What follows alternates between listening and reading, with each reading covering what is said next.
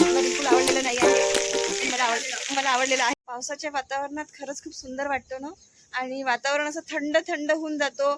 आणि उन्हाळ्यात मे महिन्याच्या गरमीनं तर माणूस खूप परेशान, म्हणजे विचारूच नका. आणि आमच्याकडे तर काही विचारूच नका. चंद्रपूर जिल्हा माहीतच आहे तुम्हाला, किती उष्णता राहते तिथे.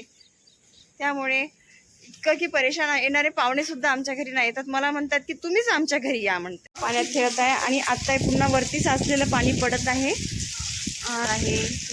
पाण्यामुळे बघा किती सुंदर परिसर झालेला आहे. झाडांना पाणी सुद्धा व्यवस्थित मिळालं नाही तर रोज आपण पाणी टाकतो तेवढं ते झाडांना पुरत नाही. पण पावसाचं पाणी हे त्यांना ॲक्च्युली.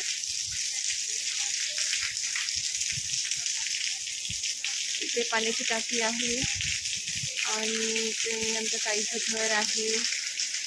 ए सिया, तुला मज्जा वाटते पावसामध्ये खेळायला? मला पण लहानपणी तसंच वाटायचं, पण आई जाऊच नाही द्यायची माझी. नको म्हणे, सर्दी होते, खोकला होते. हेच कारण. गाय, ही गाय नाही का हरवलेली आहे, ती आपल्या आईला शोधत आहे. आणि ही एक गाय आहे की ती आपली आई असून सुद्धा आईला त्रास देत आहे. कशी मस्त्या करत आहे पाण्यासोबत. सिया, पप्पाला माहीत झाल्यावर काय होईल माहीत आहे? पप्पाला माहीत झाल्यावर काय म्हणणार पप्पा? काहीच नाही. दाखवू फोटो तुझा पप्पाला? दाखवू. तर आम्ही आता गच्चीवर चढत आहे आणि बघतो वरून सगळीकडे पाऊसच पाऊस. अरे बाळा, आणि इकडे पण पाणी साचलेलं आहे आमच्या गच्चीवर.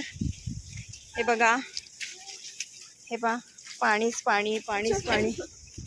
आणि इकडे आमच्या ताईचं घर आहे, ठावरी ताई. हे बघा लिंबाचं झाड आणि त्याच्यामध्ये एक चिमणीचं घरटं पण आहे.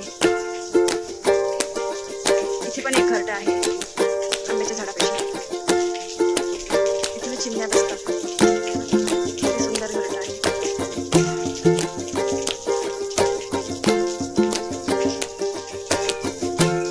माझी स्कूटी बाहेर उभी आहे. शोचं झाड आहे. आणि गाईज आता आभाळ पुष्कळ गरजत आहे. आणखी पाऊस येण्याची शक्यता आहे. जर तुमच्याकडे पण पाऊस येत असेल तर प्लीज कमेंट्समध्ये सांगा. आणि आजचा ब्लॉग तुम्हाला आवडला असेल तर please like, share and subscribe करा.